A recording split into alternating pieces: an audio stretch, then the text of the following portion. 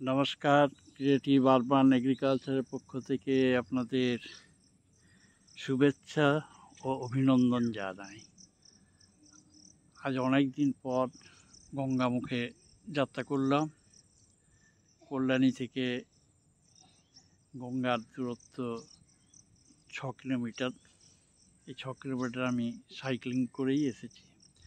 যাই হোক, আজ আসার মূল কারণ হলো বেশ কয়েকদিন ধরে অনবরত বৃষ্টি হয়েছে, অবিরাম বৃষ্টি হয়েছে।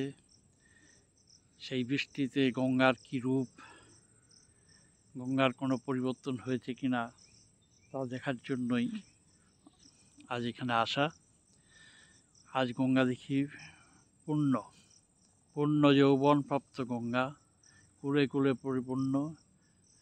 কোথাও আর সেই চরের চিহ্ন নেই, সমস্ত চর ঢাকা পড়েছে গঙ্গার জলে। ওই ভাসমান পানাগুলোকে দেখা যায়, ওরা ভেসে চলেছে। জানি না কত দূর যাবে ওরা, কিন্তু ভেসেই চলেছে। অদূরে দেখা যাচ্ছে একটি নৌকা, সেই নৌকার মাছ ধরার জন্য মাঝি দাঁড় টেনে চলেছে। এই বর্ষার সময় কিন্তু মাছ ভালো পাওয়া যায় গঙ্গার ইয়েতে।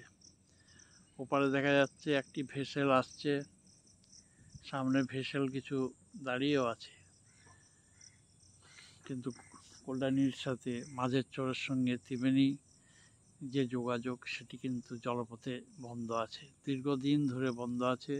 এই সমস্ত অঞ্চলে যারা প্রতিনিয়ত যাতায়াত করত তাদের গতি স্তব্ধ হয়ে গেছে, কারণ আর নৌকা চলে না,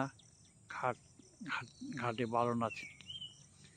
কবে যে খুলবে তো জানি না। এই সমস্ত চর অঞ্চলগুলিতে কিন্তু খুবই দরিদ্র শ্রেণীর লোকের বাস চরভূমিতে।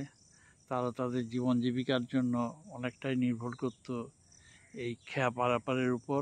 সেটি কিন্তু বন্ধ হওয়ায় তাদের জীবনেও কিন্তু অনেকটা গভীর শ্বাস ফিরে এসছে।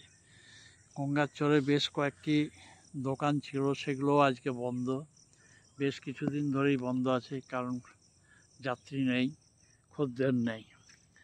যাই হোক, আমরা আমাদের গঙ্গার দিকে মুখ ফিরেছি। ওইখানে দেখা যায় যে আমাদের থার্মাল পাওয়ার, সেই পাওয়ার দেখা যাচ্ছে। আজকে মেঘ পরিষ্কার আছে, ত্রিবেণীর ঘাটও কিন্তু এখান থেকে দেখা যায়। শুধু নেই খেয়া, শুধু নেই যাত্রী, লোকজন শূন্য। এই গঙ্গার চরে আমি আছি, আর হয়তো হাতে গোনা 2-1জনকে পাওয়া যাবে। সুন্দর একটা অনির্বচনীয় রূপ গঙ্গার। আরও সুন্দর হয় যখন এটা জোয়ার আসে। আজ গঙ্গার পাড় কিন্তু কূলে কূলে পরিপূর্ণ। গঙ্গার এপার থেকে ওপার মনে হয় কত দূর। বহুদিন আমি গঙ্গার এই রূপ দেখিনি। আজ আমি সত্যি আপ্লুত হয়েছি গঙ্গার এই মুখ দেখে। গঙ্গার এই ছবি আপনাদের জন্য তুলে রাখলাম। গঙ্গা আমাদের প্রাণ, গঙ্গা আমাদের কল্যাণীর প্রাণ। এখন একটাই জিনিস দেখাচ্ছে যে গঙ্গার এখান পারে কিন্তু আমাদের শ্মশান চুল্লি চালু হতে চলেছে, তার কাজ প্রায় সমাপ্তির পথে। যা হোক, গঙ্গার স্রোত, গঙ্গার জল, গঙ্গার ঢেউ সমস্ত কিছুই পবিত্র, সমস্ত কিছুই অনির্বচনীয়। আসুন আমরা গঙ্গাকে দেখি। গঙ্গা স্নান না করলেও গঙ্গাকে আমরা প্রণতি জানাই। গঙ্গার রূপ, গঙ্গার মাধুর্য এক অনির্বচনীয়। আমরা সেই গঙ্গাকে উপলব্ধি করছি। আজকে এই সকাল এর মুহূর্তগুলি কিন্তু গঙ্গার মুহূর্ত। নমস্কার।